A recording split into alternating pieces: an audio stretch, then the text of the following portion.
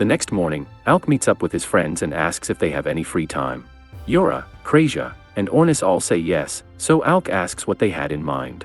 He wants them to show him around Fizzle, since he's still getting used to the city. Normally, everyone would be happy to help, but Ornis and Krasia see this as a golden opportunity to give Yura some alone time with Alk. They quickly invent fake excuses and tell Alk he'll have to go with just Yura. Alk doesn't notice anything suspicious, and Yura laughs it off, knowing she's just been handed an easy win. Almost immediately, Yura fumbles by asking if he wants to reschedule the date, but Alk says he's fine with just the two of them. Excited, Yura promises to show him everything Fizzle has to offer. Later, as they walk through town, Yura explains that Fizzle is an adventurous city, full of weapons, armor, and all sorts of items, but warns Alk to be careful, since shady merchants often try to scam travelers. The advice is solid, except she's literally falling for one herself.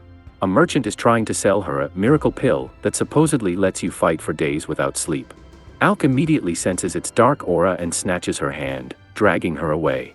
He decides it's safer to let Ornis and Krasia handle the shopping since Yura is easily distracted, and let's be honest, last time Ornis went shopping, he came back looking like Zorro, and Krasia bought a giant teddy bear. Looks like those two can't be trusted with shopping either. Alk decides to take over the party's purchases from now on, and Yura happily agrees that it would be a huge help. A little further down the street, Alk spots a coffee shop and suggests they take a break. The two head inside for some tea. While sitting down, Alk remembers how Ornis and Krasia seem to really dislike Loki, so he asks Yura what's going on. Yura sighs and says it's a long story, then begins explaining that 2 years ago, they ran into an A-rank party struggling in a dungeon, so they stopped to help. Soon after, Loki and Ruel showed up to help, and together, they managed to take down the floor boss.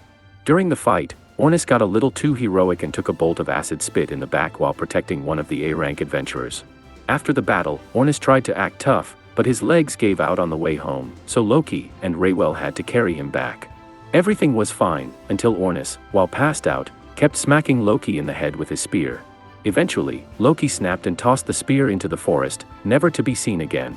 Yura didn't think Loki was being mean, he probably didn't realize it mattered since the spear was already in terrible shape. But Ornis really loved that spear. When he woke up and discovered it was gone, he was furious. He might have forgiven Loki if he just apologized, but Loki couldn't understand why anyone would care about a busted old spear. And that, dear friends, is how a lifelong feud was born over a chunk of metal, much to Yura's amusement. Alk agreed with her, but that still didn't explain why Krasia didn't like Loki. Yura shrugged and explained that Krasia didn't really have a reason, she just didn't like his vibe. Sometimes, that's all it takes. A little later, Alk and Yura strolled through town, and Yura reminded him of their old shopping trips back in Galdana. They'd pool their money to buy potions, and once, Krasia tried making her own, but her experiments always blew up spectacularly. As they wandered, Yura suddenly spotted an elven ribbon on display and nearly fainted. These rare items boost magic power, and she'd been hunting one for ages, but it cost 50,000 gil, which she didn't have. She groaned, convinced someone else would snatch it if she waited.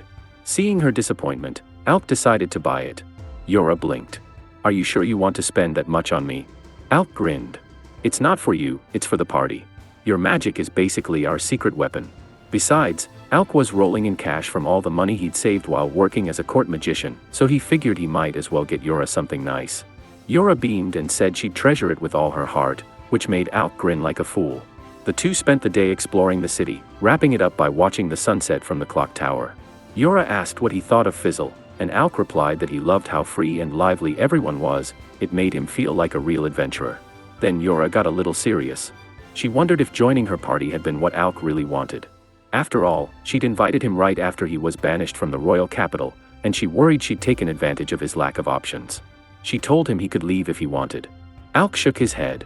Sure, he had a few unfinished things in Galana, but they didn't matter anymore. His goal now was to make their party the strongest in the world, just like Ornis suggested, and he couldn't do that without Yura and the others. He had zero intention of leaving. Yura was relieved. It was nice to hear Alk actually express himself, since he usually kept everything bottled up. Then Alk leaned in as if he were about to confess something serious, and Yura started blushing like crazy. But instead of a confession, he laughed and explained that he'd lost a bet with Ornis, and now he wasn't allowed to keep secrets. Yura groaned inwardly, realizing he was still completely oblivious to her feelings. The next morning, Ornis came to wake Alk and found him passed out in bed, surrounded by a pile of books. First, he tried calling him, but when that failed, He yanked the sheets off and shouted at him to get up. An adventurer always rises at the crack of dawn. Alk agreed, silently wondering how Ornis had enough energy to be cheerful this early. After Alk got dressed, he and Ornis headed to the backyard for a training session, and boy, they were going at it like two over-caffeinated squirrels. Yura quickly shouted for them to tone it down before someone got hurt, but of course, they ignored her and ramped it up even more, each desperate to outdo the other. The sparring ended with Alk's sword shattering against Ornist's, but even in victory, Ornis called Alk a monster for keeping up so well despite being a mage. Deciding to escalate things further, he told Alk to pull out his artifact. Yura groaned and stepped in, warning that someone was going to get seriously injured if they continued. Just then, Loki appeared, smugly offering to coach them as aspiring S-rank adventurers. Naturally, the group ignored him and started walking away. But Loki whipped out an S-rank ID card and asked if they really wanted to snub the person who recommended their promotion. At the mention of the card, Yura perked up like a kid in a candy store, but Loki refused to hand it over unless Ornis apologized for all the times he'd been a jerk. Ornis refused, of course. Suddenly, Krista and Ruel showed up, telling Loki to cut it out. They explained that the recommendation was already approved, and they were just here to deliver the new S-rank ID cards. Cheers erupted, promotion achieved. Then Krista approached Alk, saying that no promotion could repay him for all he had done for her party, and offered her help if he ever got into trouble. Alk graciously accepted, promising to keep it in mind. To celebrate, Loki suggested lunch at a fancy tavern, and everyone eagerly followed. Alk still couldn't believe he was officially part of an S-rank party, but Ornis shot him a glare and warned him not to think he didn't belong. This, Ornis said, is just the beginning of our legend. If Alk let himself get hung up on dumb insecurities, Ornis was going to beat the crap out of him. He nodded, understanding the stakes. Yura proposed a toast to celebrate their promotion to S-rank, and they ordered a barrel of the tavern's priciest booze, much to the obvious pain of Loki's wallet. By the time night rolled around, everyone had their fill. They were ready to head home, except Yura had passed out from overdoing it. Krazia noted that Yura was just in a great mood, partly because of their S-rank promotion, and partly because Alk had turned down the king's invitation to return to Galana in order to stay with them. Just then, Misha came running, looking for Krazia. The guild needed an extra healer, and Krazia agreed to help. She hurried to the infirmary and was surprised by how many injured adventurers were there. Confused, she asked Misha if there had been a failed dungeon raid recently. Misha shook her head. These injuries weren't from monsters, they were caused by people. Apparently, a group of criminals calling themselves the Shadow Guild had been attacking adventurers. The guild master soon called Krazia over again. Another adventurer was in critical condition. Her name was Olivia, and she'd been attacked by the Shadow Guild while alone. With Krazia there, Leviel was confident she'd be okay. As Krazia began inspecting Olivia's wounds, the girl woke up, grabbed her hand, and demanded to know where she was. Krazia explained that she'd been brought to the guild for treatment after the attack. Then Olivia erupted in rage, remembering her betrayal. She swore revenge and begged Krazia to heal her immediately so she could go fight, but Krazia refused. Healing her was one thing, letting her immediately rush into battle was another. Olivia tried to force Krazia's hand, but as warned, moving so much in her weakened state made her pass out. Thankfully, Krazia restarted the healing process, determined to get her back on her feet the safe way. By the next morning, Krazia had finished healing Olivia and was so exhausted she fell asleep at her bedside.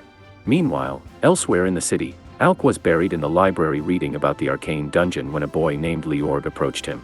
Claiming to be part of the S-rank nameless party, Leorg asked if Alk would join him on a labyrinth raid. Later, Krazia went up to check on Olivia and found her training with a sword, despite clearly needing rest. Leorg was just sitting there, looking helpless. When Krazia asked why he didn't stop her, he shrugged. Olivia refused to listen to a word he said and wouldn't even explain what happened with the Shadow Guild, stalling his investigation. Krazia firmly grabbed Olivia and insisted she lie down, but Olivia argued that the real problem was her legs. She yelled at Krazia to do her job as a healer. Olivia was surprised that Krazia didn't probe about the betrayal. Krazia understood that Olivia had been hurt by someone she trusted and respected her choice to stay silent. Right now, helping her recover was the priority. Hearing that, Olivia realized Krazia was just a genuinely nice person. Feeling guilty for disrespecting her, she got on her knees and apologized, admitting it was her own weakness that had caused the mess and that she had unfairly taken it out on Krazia. She promised to make amends. Krazia was glad to see Olivia's change of heart but gently told her not to beat herself up too much. Krazia gives Olivia a gentle kiss on the forehead. Olivia freezes, reminded of her own mother, and Krazia notices her lost in thought. When she asks, Olivia quickly changes the subject, requesting a drink. Crazia happily makes her some tea, but before she can pour herself a cup, Olivia mischievously drops something into Crazia's cup. Meanwhile, back at home, Alk meets with Yura and Ornis to discuss his meeting with Leorg and the proposed dungeon raid. Ornis has heard of Leorg and assumes Alk must have been shocked by his appearance, but the truth is that Leorg is older than all of them combined. Alk can't believe it. Yura explains that Leorg is an elf who enjoys acting cute despite being over 100 years old. As for the raid, Alk explains that Leorg wants them to clear the 72nd floor of the dungeon as soon as possible, and promises they can keep the dungeon core once it's done. Alk is skeptical, knowing that Nameless has been trying to clear that floor for months. Seeing this, Leorg reassures him that his party can't handle the dungeon right now. They're busy dealing with the Shadow Guild, since one of their teammates was attacked. So Alk and his party are being asked to handle the raid in their place. Yura thinks it sounds like a good deal, but Ornis starts yelling, saying it's way too fishy. The Nameless party giving up the dungeon is one thing, but expecting Alk's party to also take down the Shadow Guild. Too good to be true. Standing around isn't helping, so Ornis grabs the dungeon core and reminds everyone that the rude girl Crazia healed yesterday is from Nameless. If they want to check Leorg's story, they should ask her. Everyone agrees, and they head toward the guild, but before they can enter, Misha comes rushing out, panicked. She bumps into them and explains that something terrible happened to Crazia, which is why she was in such a rush. Inside the guild, they find Crazia leaning against the wall, barely able to stand. They rush over, and she says she's mostly fine, but she had been drugged earlier, and by the time she woke up, Olivia was gone. Not too hard to figure out who did it. Crazia is worried because Olivia might have returned to the Labyrinth for revenge. Ornis asks why they should care. If Olivia wants to risk her life, that's her problem. Crazia explains her injuries aren't fully healed, so she's not in condition to fight. Ornis understands but still wonders why it matters. After all, Olivia is the strongest swordswoman in the kingdom. The Shadow Guild alone probably couldn't beat her. Crazia remembers Olivia mentioning a traitor, though, so she suspects the Shadow Guild wasn't acting alone.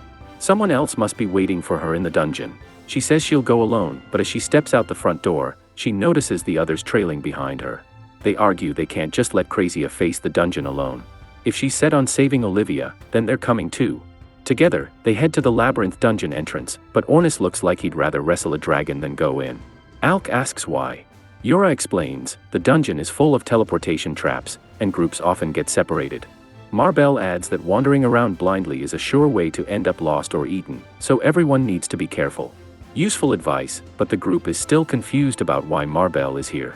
She explains she heard Olivia ran back into the dungeon and came to catch her before it was too late. Plus, Leorg asked her to join as a replacement for Olivia's skill set. After all, she's an S-rank swordswoman too. But the real reason? She wanted a front row seat to Alk's amazing magic. Yura is having none of it. Alk asks Ornis what she's babbling about. Alk explains that while Nameless is technically a party, the members act more like solo adventurers forced to tolerate each other.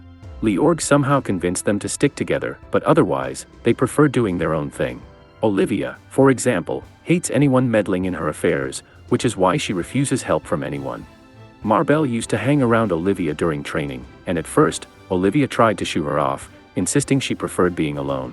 She even explained that the only reason she joined Nameless was to clear dungeons. This only made Marbell more determined. Eventually, she asked Olivia if she wanted to raid a dungeon together, and Olivia agreed. From then on, they became good friends. Marbell won't force anyone to take her along if it's inconvenient, but she's genuinely worried about Olivia, so she asks the group to do everything they can to save her. Before entering the dungeon, Ornis tosses a wristband to Alk, telling him to wear it as their secret dungeon weapon. Alk has no idea what it does, but he trusts Ornis. As they go deeper, Crazia sets up her own teleportation circle so anyone who falls into a trap can return safely. Ornis is impressed and starts patting her head. Crazia immediately glares. She may be small, but she refuses to be treated like a child, especially by Ornis. Crazia stops what she's doing and dropkicks Ornis with so much force he goes flying, straight into a teleportation trap. Naturally, Alk tries to save him, and steps on a trap himself. Now both of them are randomly scattered somewhere in the dungeon. Technically, it's Crazia's fault. Alk has no clue where he is, but dozens of monsters sure do. He starts casting Thunderbolt non-stop to keep them at bay, but one sneaky beast gets behind him, only to be instantly obliterated by Crazia's arrow. Alk breathes a sigh of relief and wonders how she found him so fast. She explains it's because of the wristband he's wearing, a Mobius ring. When two people wear matching rings, they can't be separated. No matter how many times Alk gets teleported, Crazia will always appear in the same spot. Yura and Ornis have the other pair. Things aren't going quite as smoothly. They're being chased by dozens of monsters. Ornis could handle it alone, but Yura isn't much of a fighter. She conjures an earth pillar to block the monsters while buffing Ornis with light stamina and speed enhancements. With the boost, Ornis darts past the weaker foes and slices the big one's head off in one clean swing. All the smaller monsters scatter in terror after Ornis decapitates the big one, leaving him a little disappointed since he was hoping to use them for warm-up practice. Yura comes down and praises him, and he soaks it up like a sponge in a rainstorm. As they walk, they stumble across the remains of the floor boss. Yura gasps, someone defeated it with a single sword strike. She can't imagine anyone strong enough to pull that off. Ornis, of course, already knows. There's only one person capable of this, Melly, the Blade Master. Meanwhile, elsewhere in the dungeon, the leader of the Shadow Guild is fawning over Melly.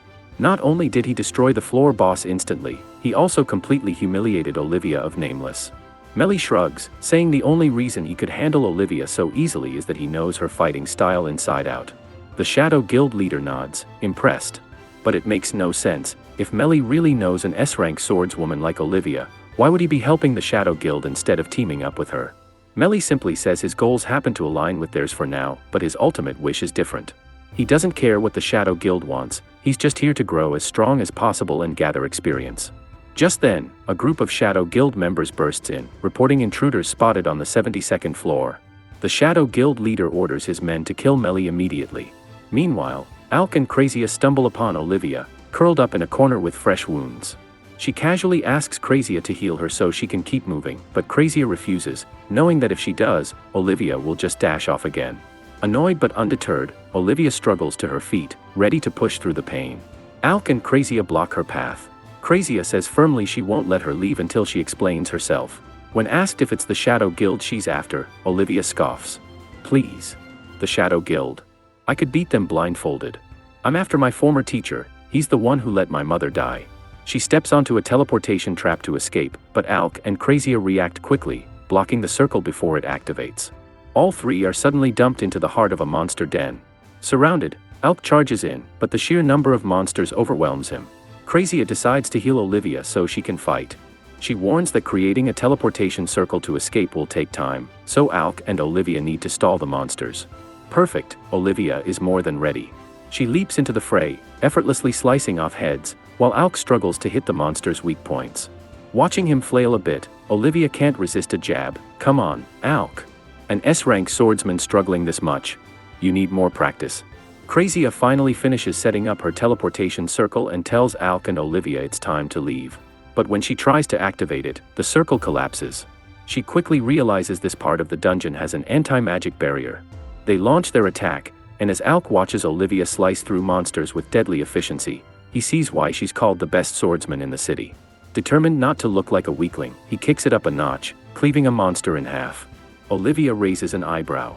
Olivia asks Crazia if she's pinpointed the magic eater generating the anti-magic field. Crazia nods, it's over there, but getting to it with all the monsters swarming is near impossible. Without hesitation, Olivia dashes forward, ignoring the risk. Alk bravely draws the monster's attention to give her time. Crazia warns him monsters are coming from above. Looking up, Alk sees a vulture-like monster diving at him. He blocks its talons with his sword. The force is so intense the ground nearly cracks beneath him, but he holds firm and pushes it back.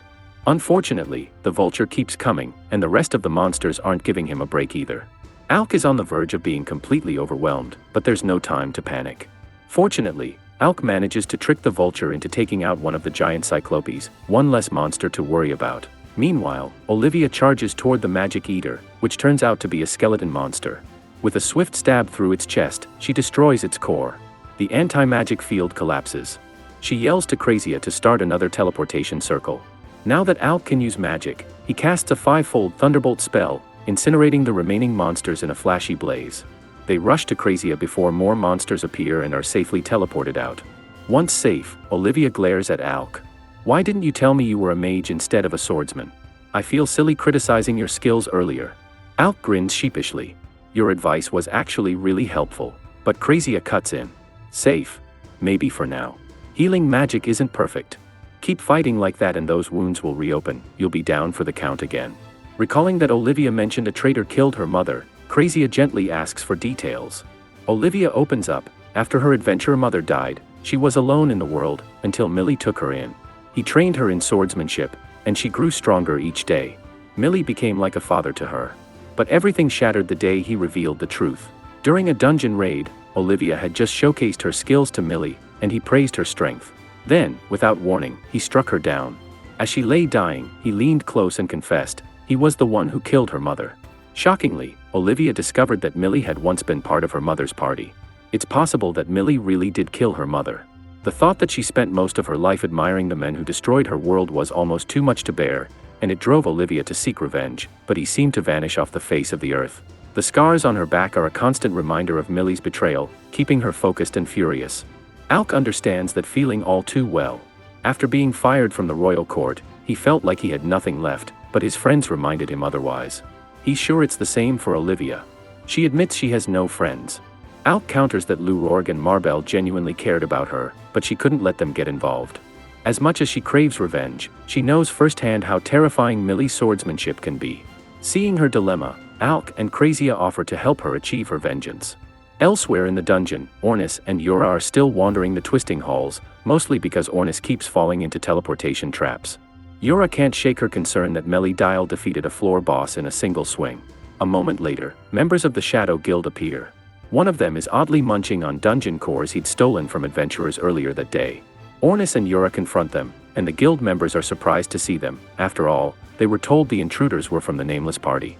But it doesn't matter, their job is to take down any adventurers they encounter. As soon as they strike, Ornis knocks them all out in one go, while Yura casts a binding spell, wrapping them in chains.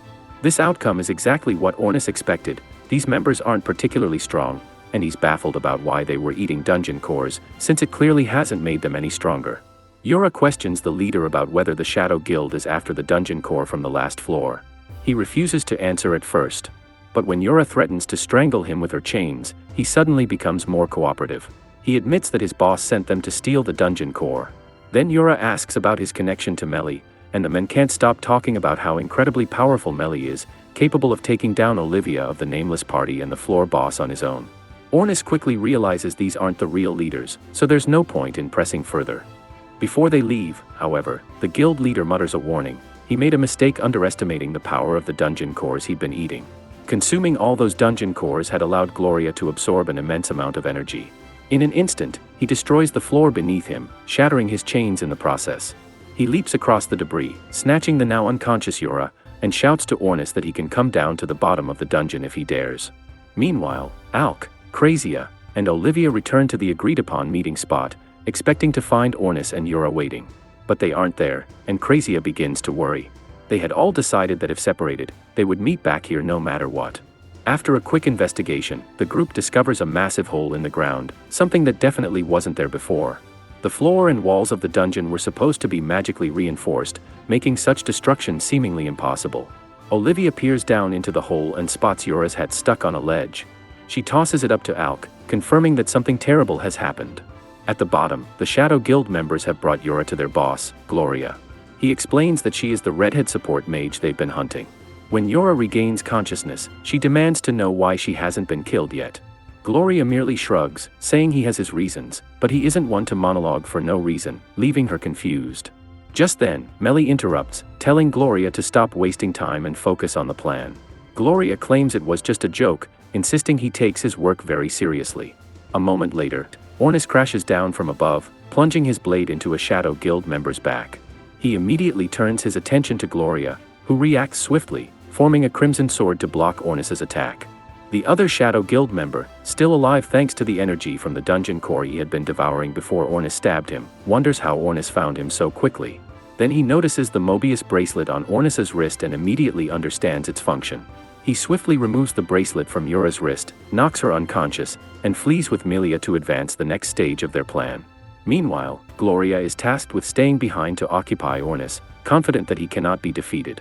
Moments later, Ornis shatters Gloria's sword and drives his own blade through his chest, sending blood spraying across the floor.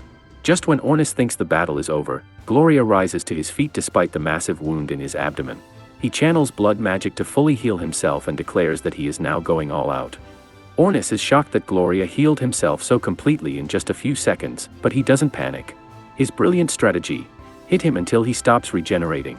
Solid logic, probably. He thrusts his spear straight through Gloria's chest, but this turns out to be the worst possible move. Gloria starts laughing like an unhinged villain on discount day, yanks the spear out, and explains that his heretic blood magic not only regenerates his body, but actually powers him up the more damage he takes.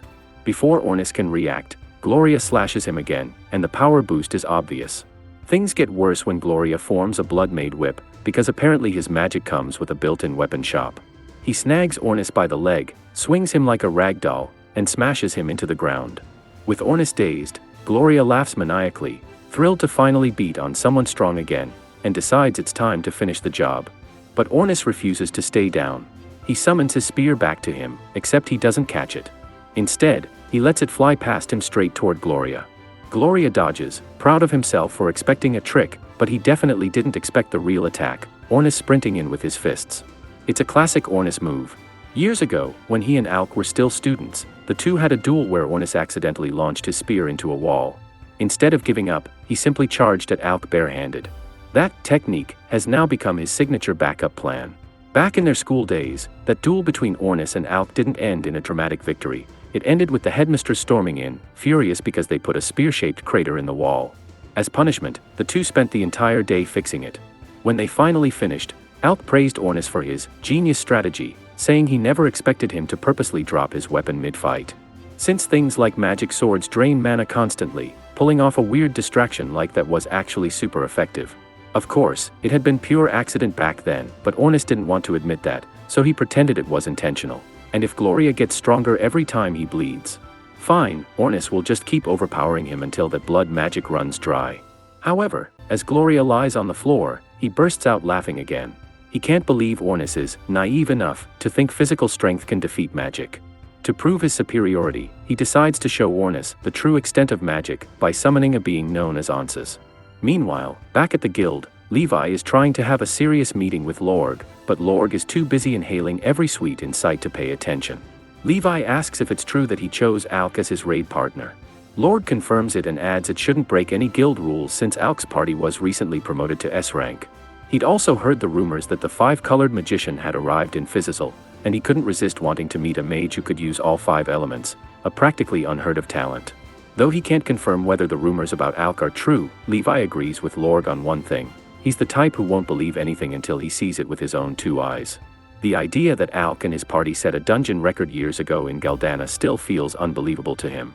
But he does know Yora and the others well enough to trust they wouldn't lie about something like that, so the rumors are probably true. Just then, Marbell bursts into the room, frantically looking for the guildmaster, and she brings terrible news. She reports that Olivia ran off into the dungeon on her own to get revenge. Levi is immediately worried, but Marbell assures him there's no need to panic, too much, because Alk and the others already went in after her. He sighs, stands up, and heads out to start some emergency damage control measures. But before leaving, he turns to Marbell with one more question. Based on her personal experience, she's seen Alk use only fire and lightning magic. So, what does she think about his real abilities? Marbell says she suspects Alk is intentionally limiting himself to those two elements. Lord then wonders if the rumors about Alk being able to use all five were wrong after all. But Levi has a different hunch. He believes Alk is simply hiding his full capabilities. Either way, it's a mystery for another day. For now, Ornis decides to meet up with Alk and the others inside the dungeon, since his gut tells him the place is probably crawling with monsters right now. Meanwhile, deep inside, Ornis is staring down the barrel of a death beam, and he's completely out of options. But at the last possible second, Alk shows up like a discount superhero and reflects the spell right back at Gloria. Alk asks if Ornis is okay, and Ornis has never been happier to see anyone in his life. He genuinely thought his soul was about to take unpaid leave. Crazia and Olivia arrive soon after and assume Alk already defeated Gloria, until the smoke clears and Gloria is standing there perfectly fine, like he just walked out of a shampoo commercial. Olivia recognizes the blood magic immediately and knows it's a nightmare to fight. She offers to help Ornis finish him, but Ornis says they have a much bigger issue. A little while ago, Mora was kidnapped by one of the Shadow Guild's goons, Flunky Guy number 384, okay fine, not his name, and Melly. He doesn't know what they want with her, but they called her by name, and he overheard them saying they've been looking for her for a long time. Right now they're dragging Yora toward the dungeon core, and whatever they're planning definitely isn't a birthday surprise. Crazia starts patching up Ornis's wounds and tells him to stay put and help fight Gloria while she and Olivia chase after Yura. But Gloria, being the worst team player ever, refuses to let anyone leave, and immediately fires another volley of death rays like a kid spamming the laser button in a video game. Alk once again reflects Gloria's death rays, kicking up a massive dust cloud, the perfect ninja-level cover for Olivia and Crazia to slip past him. Olivia even tosses Ornis his spear mid-run, earning at least 5 style points. Gloria, meanwhile, is absolutely furious that everyone keeps interrupting his dramatic villain moment. But as he prepares another attack, he suddenly collapses to his knees from exhaustion. Ornis is relieved. Finally, all of Gloria's ridiculous magic spam is catching up to him. If they can keep the pressure on, his mana will drain faster than a phone at 1%. At the same time, Leviel, Luv, and Marble rush into the dungeon. Leviel explains that demon cultists within the Shadow Guild are probably behind everything. Back at Alk and Ornis's battlefield, Gloria realizes he's cornered, so he decides to go all in. He activates his sorcery seal, gaining absurd strength and speed. He blitzes past Alk and sinks his teeth into Ornis's shoulder before Alk can even process what just happened. Alk tries hitting him with lightning, but Gloria jumps back like he's auditioning for World's Fastest Bunny. So Alk abandons aiming entirely and blasts the whole area with lightning. Gloria gets hit, briefly, before smiling again like a horror movie final boss. He mocks Alk, explaining that in this form he can constantly refill his mana using his own blood. So Alk's puny attacks won't drain him anytime soon. Gloria then unleashes a flurry of slashes. Alk manages to put up a shield, but it shatters quickly under the assault. Just as Gloria raises his arm to finish Alk off, he notices something off. Ornis is no longer behind Alk. A moment later, we see Ornis sneaking up behind Gloria like he's about to press the backstab button in an RPG. However, Gloria notices Ornis in time and blocks the sneak attack. With his boosted physique, he's now way too fast and way too strong for injured Ornis to keep up with. After another brutal beatdown, Ornis is left bloody and barely standing. Alk wants to jump in, but Gloria threatens to kill Ornis instantly if Alk even twitches in his direction. But while Gloria is busy monologuing like every classic villain, Ornis regains his footing, channels flames into his spear, and drives it straight through Gloria's chest. As he does, he remembers his childhood, the endless sparring sessions with his older brother, who was effortlessly better at spearmanship. No matter how hard Ornis trained, his brother always won without even breaking a sweat. Still, Ornis devoted every spare moment to training, determined to surpass him one day. Late one night, his brother caught him practicing alone. He was proud of Ornis's dedication, but he also knew a harsh truth. A fatal illness was eating away at him, leaving him coughing blood. He wouldn't be around much longer, and he wanted Ornis to grow stronger than he ever could. However, he didn't want Ornis to find out about his condition, so the moment he was spotted, he slipped away. But it didn't take long before his illness grew too severe to hide. When Ornis finally learned the truth, he was devastated. He shouted that his brother couldn't die because they still hadn't had their long-awaited rematch. Back in the present, Ornis fires another flaming strike straight through Gloria, blowing a fresh hole in his body. Meanwhile, Crazia and Olivia hurry toward the dungeon core to intercept Melly, and Olivia steels herself emotionally to finally confront him face to face. At the same time, Melly and the remaining Shadow Guild member reach the door to the core chamber. When they push it open, they find a staircase spiraling up toward the glowing dungeon core. The Shadow Guild member practically explodes with excitement, sprinting toward it like a kid spotting free candy. He grabs the core, lifts it to his face, and marvels at finally holding it. But strangely, Melly isn't excited at all. He just stares at the guy with pure, icy disdain in his eye. Ornis charges straight at Gloria, stabbing him over and over until Gloria slices off Ornis's arm, but this time, regeneration isn't going to save him. The flames coating Ornis's attacks have burned away Gloria's blood, and without blood, his healing is basically on a permanent vacation. It's far too late for Gloria to back out now. Ornis cuts off Gloria's remaining arm and unleashes a storm of spear strikes, leaving Gloria as nothing but a charred, pitiful torso. Honestly, at this point he looks like a barbecue tragedy. Meanwhile, at the bottom of the dungeon, Yura finally wakes up tied to a tree, with a Shadow Guild member gloating over her. He brags that she's too late, he already has the dungeon core. But suddenly, Melly casually slashes Toro across the back. Toro faceplants, drops the core, and Melly picks it up like he's claiming a prize in a claw machine. Yura's totally confused. Wasn't Melly supposed to be on their side? But Melly declares that now that he's both the core and the seeker, he has absolutely no reason to cooperate with the Shadow Guild anymore. Yura is baffled. Seeker? Since when am I a seeker? Melly explains that he wants her to help him find Eden, a place where dungeon cores can supposedly grant wishes. Unfortunately, Yura has absolutely no clue what he's talking about. She's never heard of Eden, never heard of wish-granting dungeons, and she certainly didn't sign up for magical treasure hunts. Before she can argue more, Toro wakes back up and screams at Melly for betraying the Shadow Guild. He threatens that strong fighters will soon come after him. But instead of being scared, Melly smiles and basically says, "Perfect. I want them to come." He wants to become even stronger, and the only way to do that is through constant battle. The problem? Once you're officially recognized as a sword master, people tend to avoid picking fights with you. Which is why Melly eventually decides that if he can't find strong enemies, he'll just manufacture them by betraying as many people as possible. Conveniently, Olivia and Krasia show up right then. Yura is relieved to see them, and once she's back on her feet, she tries to bluff Melly by claiming even more of her friends are on the way. This would normally intimidate someone, but not Melly. The man literally just said he wants all the smoke. Meanwhile, on Alec and Ornis's side, Ornis admits he's completely tapped out after the fight with Gloria, so Alec will have to face Melly alone. And just for emphasis, Ornis reminds him that Melly isn't someone you casually throw hands with. He even recalls the academy headmaster scolding him years ago for picking fights, warning him that if he ever challenged the Blade Master, Melly, he'd basically be signing his own obituary. Still, there's no running from this fight. But Ornis warns Alec not to pull any heroic nonsense. The top priority is staying alive. Alec promises he'll bring Yura, Olivia, and Krasia back safely. To save time, he uses the bracelet linked to Krasia and teleports straight to her. Meanwhile, at the bottom of the dungeon, Melly strolls toward Olivia with the confidence of a man who's never heard the phrase consequences, while Olivia sprints toward him. She vows to make him pay for killing her mother, but she knows she can't beat him head-on.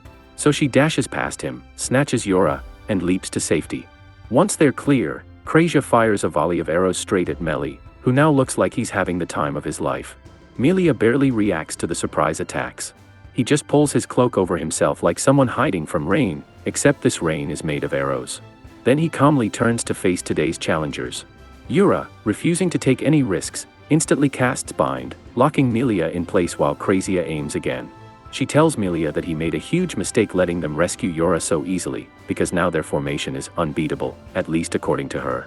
To finish the job, Yura unleashes a sevenfold enchantment on Krasia's bow, boosting her next shot into a max-powered phoenix arrow. A giant ball of fire comes roaring toward Melia, yet he just smiles. He struggles against the chains, snaps one like it's cheap decoration, and once free, slices the phoenix arrow clean in half with a single swing. Yuri is stunned. That was her strongest attack, and Yura even buffed it. Yet he treated it like warm butter. While everyone else is frozen in shock, Olivia launches herself at Melia from behind. But before her sword can touch him, he raises his blade and blocks it without even looking. He sighs, disappointed. She really thought such a basic ambush would work. She should know better. She can't beat him alone. Olivia declares she won't let anyone else take Melia's head. As she charges again, Melia casually notes that Fizzle must have an excellent healer if she recovered this quickly. But in the end, he calls them nothing more than kids playing hero. Friends alone won't cover up that weakness. Hearing those words from Melia triggers a sudden flashback in Olivia's mind.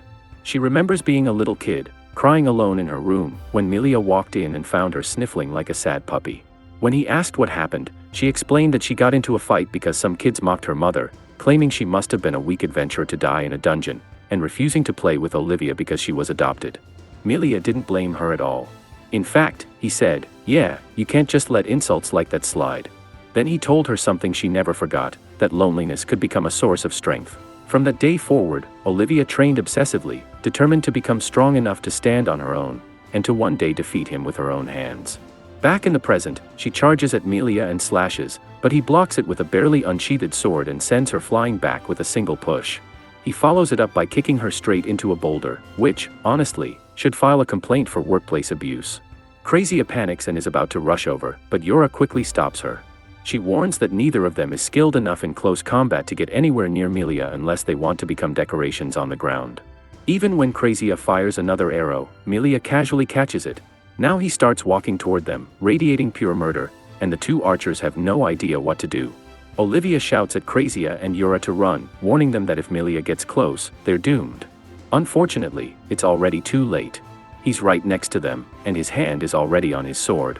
Just as Melia unleashed a devastating sword strike, Olivia leapt in front of it, refusing to let anyone else she cared about get hurt. She took the full brunt of the attack, shielding Yura and Krasia, but the cost was severe. Her body was badly damaged, and she collapsed to the ground. Crazia immediately rushed to her side, furiously trying to heal her. Meanwhile, Melia simply stood there, waiting. After all, nothing these kids could throw at him would even count as a warm-up. Just then, Alk came crashing down from above, exactly the moment Melia had been waiting for. With a gleeful smirk, he locked swords with Alk and knocked him back in a display of brute strength. Yura panicked and wanted to help, but Alk insisted he could handle himself. He urged Yura and Crazia to focus on Olivia instead. Alk charged at Melia, who effortlessly parried each strike. Seeing this, Alk demanded to know why Melia treated Olivia so cruelly when she had trusted him so much.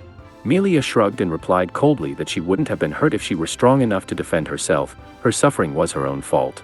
This enraged Alk to the point of steam practically coming out of his ears.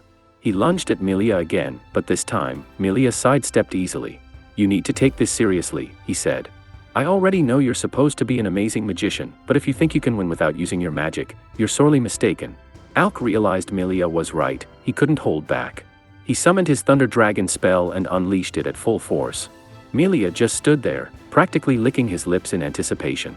As his sword met the attack, it gave him some trouble, but he eventually pushed back the spell, something Yura didn't even think was possible. Melia then sliced through the spell completely, smirking. It had even made him bleed a little, and for the first time in a while, he was genuinely challenged. "You, Alk, are what an adventurer should be," he said. But he didn't think Alk was a great magician. After all, that lightning spell, while flashy, had no true killing intent. He considered targeting Yura to motivate Alk to fight harder, but Alk read his thoughts. "Leave them out of this," he growled. "If you want murderous intent, then you'll get it from me alone." Alk thought back to the promise he had made to Ornis not to take risks, but he knew this was the only way out. He began channeling all his mana outward. Yura realized what he was about to do and shouted that they needed to stop him, but it was already too late. Normally, it's impossible to replenish mana externally, but Alk had invented a spell called Limit Break. It allowed him to expel all the mana in his body while drawing more from the environment. The toll on his body was enormous, but in this state, there was no limit to the magic he could wield. This was his trump card. And once it's activated, there's no turning back. However, Igrit is an exception to that rule. For years earlier, while the team was preparing to fight the Hydra, they searched the library for any useful information and discovered some truly terrible news. The Hydra has 5 heads, each tied to a different element, and the only way to kill it is to strike all 5 at the same time. The problem? There were only 4 of them, and Rain Ornis couldn't use magic at all. Luckily, Alec already had fire and lightning covered. The remaining elements were another story. Crazia and Rose technically had an affinity for air and could use it with enough practice. Anne Rose, on the other hand, had affinities for earth and water but was hopeless at attack spells, no matter how hard she trained. Feeling useless, she apologized to everyone. Rain, however, wasn't worried. He had already thought of a solution. Since mana exists everywhere, Rain reasoned that if someone could draw in external mana directly, they could use all elements at once with a nearly unlimited supply. The idea sounded amazing and extremely dangerous. No one had ever heard of safely absorbing external mana, and even if Alec managed it, that mana was basically poison. Still, ignoring all common sense, Alec grabbed a stack of books and went off to research it alone. That research led to this moment. Yura explains that in this state, Alec can freely use all the mana in the surrounding area to cast any kind of magic without limits. To demonstrate, Alec instantly creates a 5-layered elemental barrier against Mihaila. At first, Mihaila holds his ground, but he soon gets caught in a wind spell.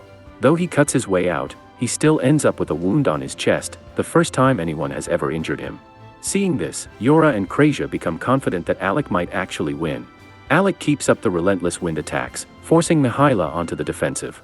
To everyone's surprise, Mihaila is clearly enjoying himself. Alec is the first opponent in a long time to truly challenge him. He draws his second sword and slices through the incoming spells, charging straight at Alec with a grin, until the sword finally snaps from the strain. Dropping it, he thanks Alec, saying he only grows stronger when facing someone who can genuinely threaten his life, just as he'd expect from the apprentice of Eldas.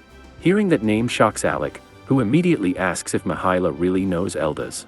Mihaila confirms that he does, and that he also knows Alec has been searching for him. Still, he warns him not to try. Elves may want to be found, but Alec definitely isn't the right person to do it. Mihaila assumes there are many things Eldas never explained to Alec Igrit, including the truth behind his mother's death.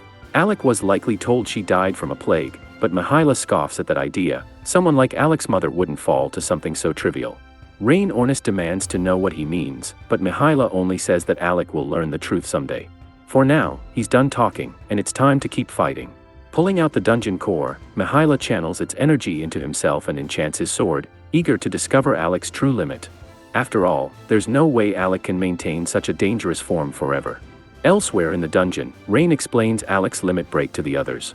It allows him to freely use all 5 elements, but at the cost of turning his body into a vessel for overwhelming amounts of mana. If he stays in that state too long, the consequences could be severe. Rain tries to stand and rush to Alec's aid, but his injuries force him back down, making it clear he's not going anywhere. Meanwhile, there's still the issue of Gloria's remains, which might resurrect. Leviel orders the casket he brought to deal with it. A bald man steps forward, places a coffin before Gloria's corpse, and activates it, dragging him into a torturous limbo, ensuring Gloria won't cause trouble again. Even so, Leviel doubts that Alec, genius or not, can handle Mihaela alone. Marbell wonders if there's really cause for concern, since wide-open spaces favor mages. Leviel disagrees, explaining that Mihaela likely possesses the dungeon core, the true heart of the dungeon. Unlike ordinary cores, it grants overwhelming power. That's why Mihaela was promoted to S rank despite being a one-man party. He's strong enough to rival an entire team by himself. He's deadly with a sword, but Mihaela can also use magic, and absorbing a dungeon core massively boosts mana. If he truly has it, then Alec Igrid is in serious trouble. Back on the bottom floor, Mihaela unleashes a brutal mana slash at Alec. Alec reacts fast enough to raise a shield, but the attack is far stronger than expected and shatters it instantly. Just in time, Aizen's Yura jumps in and stacks several barriers in front of Alec, barely redirecting the blast. Unfortunately, Mihaela has plenty more where that came from. Yura tries to block the next wave of slashes while Alec retreats, but one slips through and smashes into him, sending him flying. The strain from his limit break is catching up fast. He won't last much longer like this. From the sidelines, Silveria Loki finally regains enough strength to speak. She explains that Mihaela is using Mana Blast, the only attack spell he knows, but one that becomes terrifyingly effective in his hands. She has a plan to stop him, but it'll take time, and until then, Alec has to survive on his own. He's already been in limit break for 5 minutes, and his body is nearing its limit. Another mana slash comes flying. Alec blocks as best he can, knowing he can't keep this up forever. The real problem is the dungeon core powering Mihaela's attacks, but Mihaela gives him no opening. At that moment, Yura burns the last of her mana to bind Mihaela with multiple spells. He breaks free quickly, but the distraction is enough. Alec counterattacks, unleashing dozens of spells at once. Mihaela cuts through them effortlessly, even when Alec combines fire and lightning into a massive attack. The result is a deadlock, and Alec will run out of energy first. Just as doubt sets in, Krasia and Rose calls out with an idea. She reminds him of the monster nest where magic was useless due to an anti-magic barrier, and suggests recreating that situation. As Alec draws his sword, Mihaela fires another mana blast. This time, before it can hit, Krasia deploys an anti-magic barrier around the two of them, completely dispersing the attack. Now only sword strikes will work. While the anti-magic barrier shuts down Mihaela's ranged attacks, he calls it a foolish move. Magic was the only reason Alec Igrid could keep up with him. Limiting the fight to blades should mean instant defeat. Alec calmly downs a healing potion, raises his sword, and admits he can't win alone, but he isn't alone. He charges in and clashes with Mihaela, only to be slashed across the chest again and driven back. Unimpressed, Mihaela notes Alec looks exhausted and figures his limit break will last maybe another minute. The odds are terrible. Then Alec remembers the sword lesson Silveria Loki taught him in the monster nest: treat the blade as part of your body. He commits, and attacks again. Mihaela parries the opening strikes, but when he counters, Alec ducks under and slices at his head, leaving a cut across Mihaela's face. Instead of anger, Mihaela grins. Alec has exceeded his expectations, both as a magician and, surprisingly, as a swordsman. Eager for more, Mihaela lunges, but Silveria suddenly cuts in and slashes him across the chest, catching him completely off guard. She demands answers. Why raise her with care only to make her hate him? Mihaela says she'll have to defeat him to get them. Alec and Silveria attack together, but even combined, their swordplay can't overpower Mihaela. Alec's body finally starts to fail from the strain of limit break. Declaring the fight over, Mihaela raises his sword, then the anti-magic barrier shatters. Realizing magic is back, Mihaela goes for a mana blast, but Aizen's Yura instantly blocks with a barrier. Alec seizes the opening and fires a lightning spell. Mihaela tanks it and moves to retaliate, only for Silveria to jump in and block his blade, buying just enough time for another lightning strike. Mihaela survives again, but as he focuses on stopping Alec's casting, Krejia and Rose spots an opening and snipes him from afar. However, only a handful of people can hear the voices of dungeon cores. These rare individuals are known as Seekers, and Yura is one of them, which explains why the Shadow Guild was hunting her. The revelation Mihaela drops leaves the group stunned. Silveria Loki, however, is furious. She refuses to believe Mihaela would betray her just to chase a wish. Mihaela stays silent, until Alec Igrit, barely holding on, yells at him to stop hiding the truth. After all, Mihaela already agreed to explain everything if they defeated him.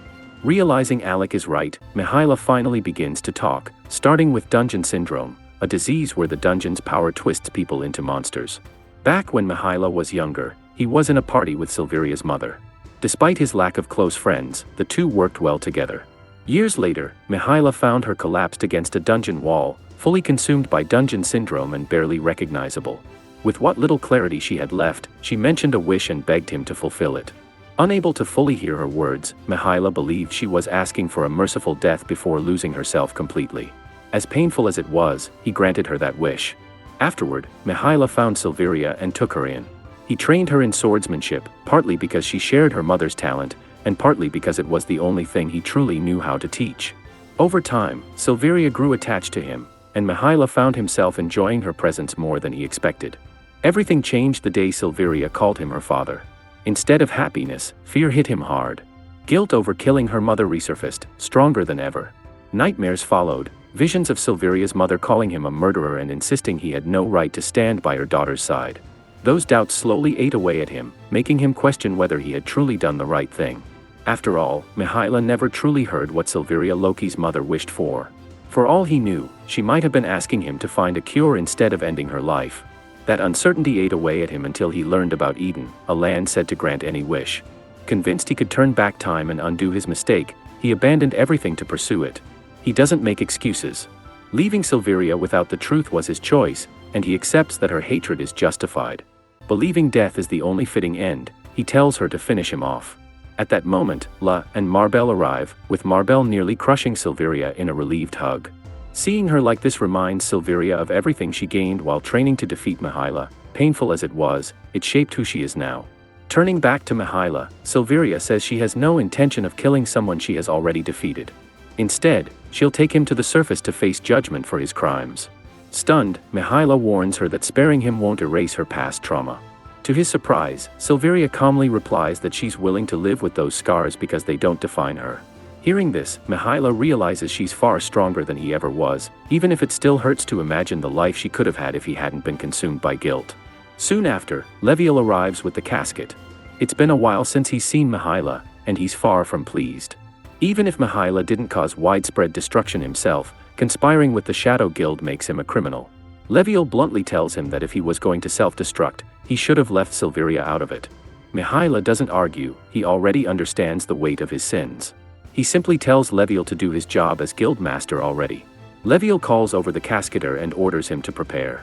As the casket activates, Mihaela turns to Alec Igrit and admits he fought well, but leaves him with an unsettling thought. What will Alec do when he learns the truth about his mother's death? It would have been the perfect moment to ask, but it's too late. The casket seals shut, locking Mihaela away. With that, Leviel's work is finished. Before leaving, he tells Silveria Loki that she owes several people apologies for how she behaved back at the guild. Marbell jokes that Silveria has a long day of apologizing ahead.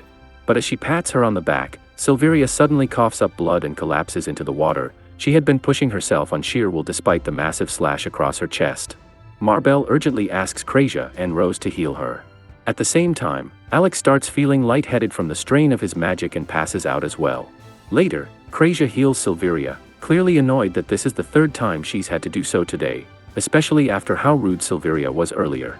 Realizing her mistake, Silveria apologizes, admitting it's hard not to be reckless when Krejia's healing feels like a safety net that can fix almost anything. With the mission complete, Krejia wonders what they should do with the dungeon core. Alec says it should belong to them since they defeated Mihaela and the Shadow Guild. Yura disagrees, arguing it wouldn't be fair. She believes La should keep it, since his party has been clearing the labyrinth for years, and Mihaela was the one who defeated the dungeon boss anyway. La, however, points out that they were the ones who defeated Mihaela, while he did very little, giving them the stronger claim to the core. He casually tosses the core to Aizen's Yura, but the moment she touches it, it starts glowing. Seconds later, she collapses. While unconscious, Yura sees a vision of a golden tree inviting her to enter Eden and eat its golden fruit to make a wish. It tells her to gather the dungeon cores and come to Eden, promising it will be waiting. She suddenly wakes up back home in bed, with Alec Igrit asleep in the bed across from her, clearly out cold from abusing limit break again. Thinking he looks kind of cute like this, she leans in to kiss him, only to notice Rain Ornis watching from the doorway. Alhacia Rosa is also in the corner, quietly observing just to see how far Yura would go. Mortified, Yura screams, which promptly wakes Alec. Later, Yura tells everyone about her strange dream, and they realize Mihaila's talk about wishes was likely true. The core probably triggered the vision. Wanting answers, Yura asks Krazia and Rose to hand her the core again. Krazia hesitates, warning it could be dangerous, but Yura insists. This time, nothing happens. There's still a lot they don't understand. Based on what Mihaila said, the remaining Shadow Guild members will continue hunting dungeon cores and seekers, meaning Yura is a target. Alex suggests she lay low for a while, but Yura refuses. She wants to search for the dungeon cores herself, even if it means confronting the Shadow Guild. So, she needs to find answers somehow. Ornis is completely on board with the plan and is already looking forward to beating up the Shadow Guild members, while CRA has no objections either. However, Alec points out one major problem: he can't use magic anymore. Later that day, Alec meets Olivia, who is stunned to hear that the strongest magician is currently magicless. Alec calmly explains that this was expected. Using limit break comes with side effects, and temporary magic loss is one of them. That's why he asks Olivia to help him train his sword skills instead. If the Shadow Guild is targeting Yura, they could attack at any time, and showing up unprepared would be a very bad idea. Olivia understands the danger but asks Yura an unusual question: whether she has any siblings. Yura admits she doesn't know, as her family situation is complicated. That answer doesn't clear much up, but Olivia explains her concern. While hunting Mihaila, she learned a lot about the Shadow Guild, and one name kept appearing: Guren Izens. Since Izens is also Yura's last name, she suspects a connection. This is the first time Yura has heard of Guren, but Olivia is convinced it's linked to why the Shadow Guild is after her. With danger increasing and Alec knowing he lacks experience fighting humans, he decides to train seriously. Luckily, a martial arts tournament held every 3 years is about to begin in Red Rogue. Fighters from across the continent will participate, making it the perfect place for Alec to sharpen his skills, especially since the prize is a dungeon core, which makes the risk more than worth it.